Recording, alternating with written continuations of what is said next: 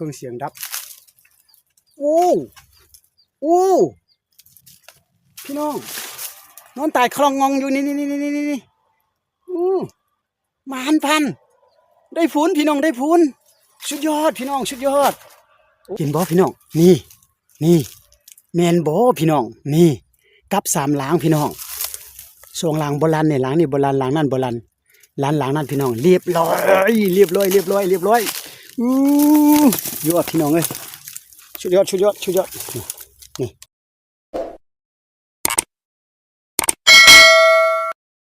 ครับทักทายสบายดีพ่อแม่พี่น้องที่เข้ามาติดตามครับเบิ้งครับชมโอ้ยหลังจากห่างหายกันไปประมาณ4-5 มื้อแล้วพี่น้องคาเวียกกันไหนเฮ็ดเฮือนเฮ็ดซ่านนี่แหละพี่น้องเอ้ยบ่แล้วล่ะก็เลยว่าแต่มื้อนี้เนี่ยตอนแรกมื้อนี้ก็มีโอกาสที่ว่าออกมาจะมาต่อนกกดพี่น้องเอ้ยก็ต่อนกกดก็เอากับดักนี่แหละนี่พี่น้องกับดักนกนี่จะมาลองเบิ่งแต่ว่าก็บ่เห็นคลิปไผดอกแต่ไปเห็นคลิปกับเจ้านำแบบว่าเขาใส่เขียดแล้วมันจะงับเนี่ยเนาะปีกพี่เสือนะกับดักปีกพี่เสือแต่บ่จะเอากับดักนี่เนาะกับดักนกนี่นะกับดักนกกับดักหนูนี่แหละพอพูดถ้าออกมาก็มี5 อันพี่น้องอย่างนี้นี่เหยื่อเขียดพี่น้องเหยื่อเขียดมี4 ตัว 5 ตัวแล้วมีอีกตู้น้ำนี่ออกมาแล้วก็เดี๋ยวนี้มาอยู่ในป่าอะไรพี่น้องเพื่อทีมจะเข้าไปแล้วก็จะอยู่ในป่าแล้วมาคนเดียวตัวมีหม้อไฟนั่นมีหม้อไฟแล้วก็มีเครื่องเสียงโตนี่แหละนี่ประมาณนี้แหละพี่น้องเนาะไปเขาจะเข้าไปน้ำกันก่อนตอนนี้นะไปเบิ้งบนจุดที่หมายต่อกันเขาจะเข้าไปในแต่ว่าวันนี้ตอนแรงไม่ได้ยินเสียงโนห้องอย่างดอกแต่ว่าจะไปลองเบิ้งว่าสิมานหรือบ่มานจะเข้าก็ลองเบิ้งเนาะใส่ยูคิดอีโม่พี่น้องเอ้ยชุดใหม่เบาจันคิดเองเลยเฮ็ดเองซื่อๆดอกว่าจะเข้าบ่เข้าก็ไปแล้วไปรอติดตามครับชมน้ำกันเลยไปลุยเข้าไปอยู่ในนี่ก่อนนี่เข้าไปอยู่ในพุ่นยังไงเนาะไปต่ออยู่ในเบิ้งเสียงนกกดน่ะมีก่อนเบาจันมาก็มีอยู่บัวมันสิมาบ่ฝนตกแล้วก็หญ้ามันหุบอีกแล้วพี่น้องเบิ้งอันน่ะมันมีขี้นกกดบ่คือว่าสีนี่ขี้นกกดก็บ่เห็นนะนี่ก็เบาจันแล้วมันเคลียร์นะเขาสิโตเข้าไปอยู่ในนี่หน่อยนึงเนาะขี่ให้มันเกี่ยงเป็นแล้วก็สิลองเบิ่งเนาะมันสิมาบ่เราทางไหนดิเบิ่งไปทางนี้ก่อนพี่น้อง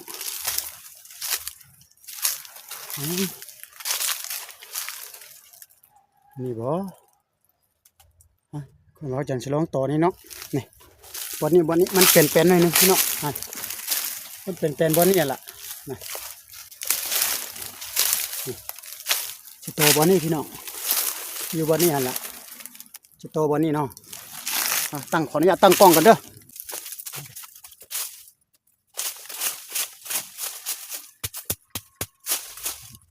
ลองดูเนาะ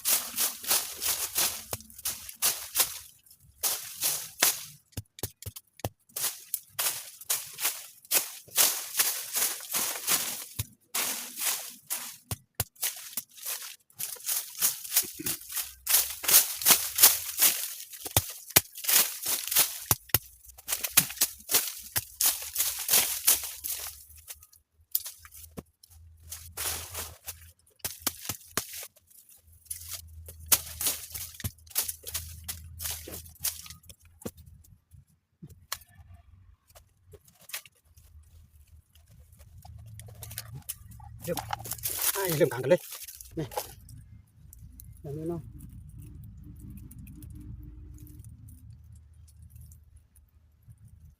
มาแต่อาจารย์จะใส่แบบนี้พี่น้องมึงมาแล้วกันเบิ่งน้ำกันเนาะเข้าบ่เข้ากับพี่น้องบ่ลองบ่ฮู้พี่น้องเลยลองเบิ่งก็ดีจนนี่คิดอีโมนี่เขาสวดเข้าไปนี่ก่อนสวดเข้าไปฮัดเอาเอวกันเลยสวดใส่2 ขานี่นะโอ้ยากเลยมันจะยากหน่อยนึงมันมึนนะพี่น้องพอดีนี่เฮ็ดอันนี้นี่พี่น้องประมาณนี้เลยนี่เฮ็ดเอาเอวนี่เลย ฉะนั้นคันเฮ็ดทั้งอันนี้นะมันจะดวดแล้วมันกลับเขาจะรันก่อนพี่น้องห่างกลับก่อนกลับแข็ง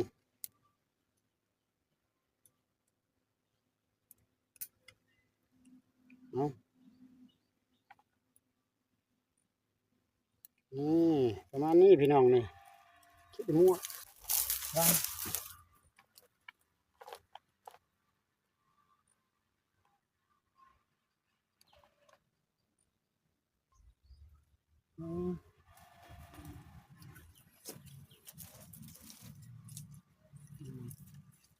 หลังที่สอง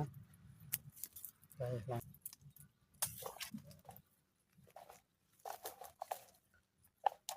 จะใส่แต่3หลังพี่เนาะขี้แต่3หลังลองเบิ่งก่อนเอามา5หลังบ่ได้ใส่หมดดอกคิดมุกเอาไปใส่เบ็ดคือเก่า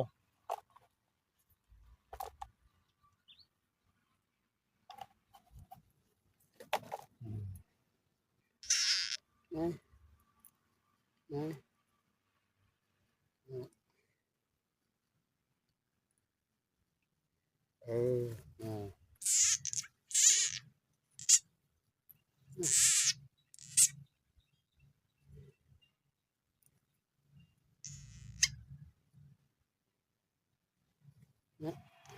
งับอายอ่ะ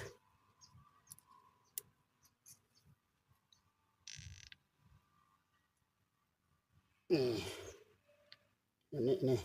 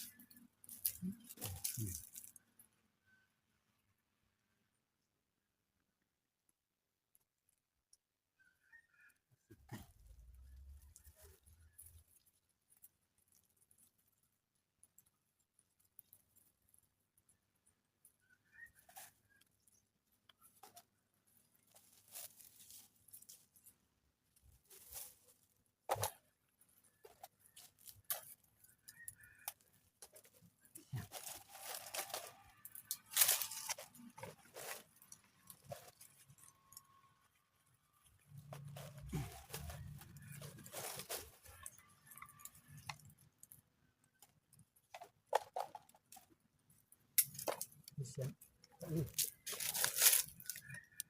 เนี่ยโตเครื่องเสียงก่อนพี่น้อย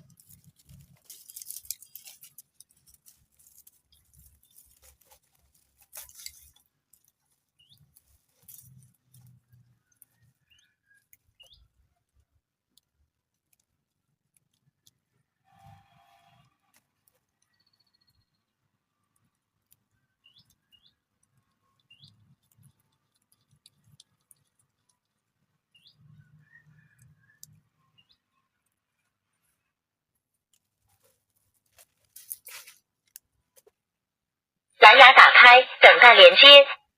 ประมาณนี้พี่น้องว่าจันจะเอาใบไม้มาปกก่อนพี่น้องปกเครื่องเสียงนี่ก่อนบ่ให้มันเห็นเครื่องเสียงเนาะ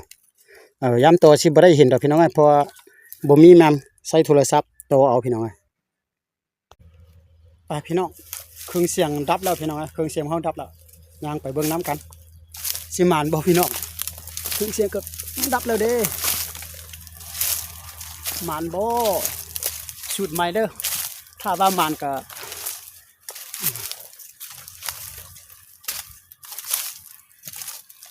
เบิ่งน้ำกันดูหมานบ่มีปลา6หลายเด้อเนี่ยสิหมานบ่ใส่3หลังเอามา5หลังใส่แต่3หลังเครื่องเสียงดับโอ้พี่น้องนอนตายคลองงองอยู่นี่หมานพันได้ผลพี่น้องได้ผลสุดยอดพี่น้องสุดยอดเรียบร้อยนี่ไปพี่น้องพากันไปเก็บน้ำกันไปมาได้ผลเด้อพี่น้องสูตรนี้โอเคพี่น้องไป นี่ยังห้องอยู่เพิ่นยังห้องอยู่หันตัวนึงสมาร์ทอีกพี่น้องนี่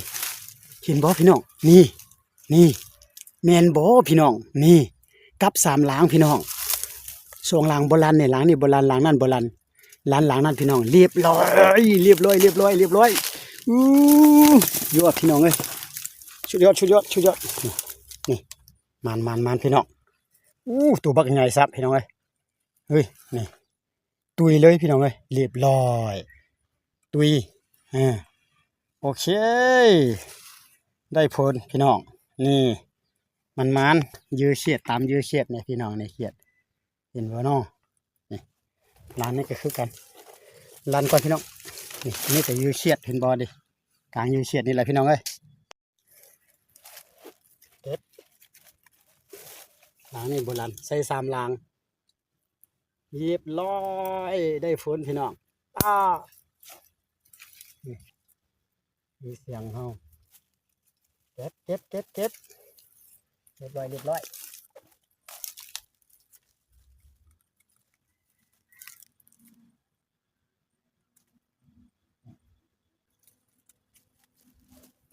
ยบนเรือพี่น้อง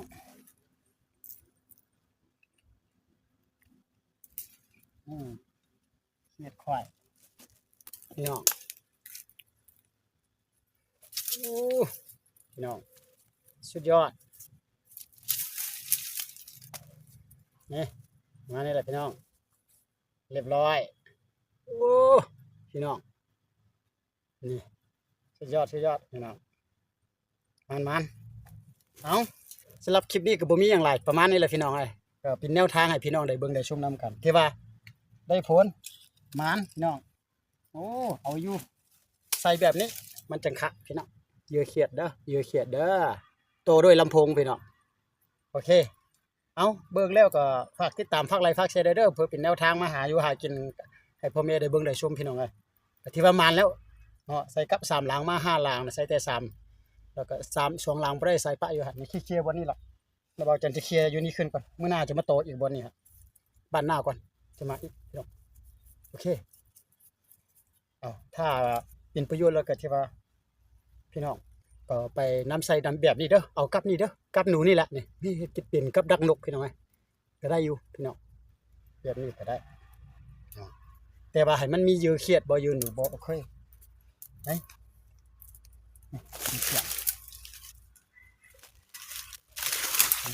เสียงเฮายึดเซฟขึ้นเสียงเรียบร้อยพี่น้องนี่ละเอาบายพี่น้องครบเลย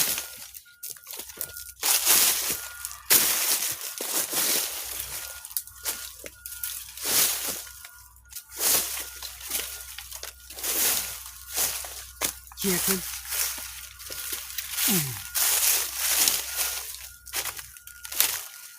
กลับแล้วโอเค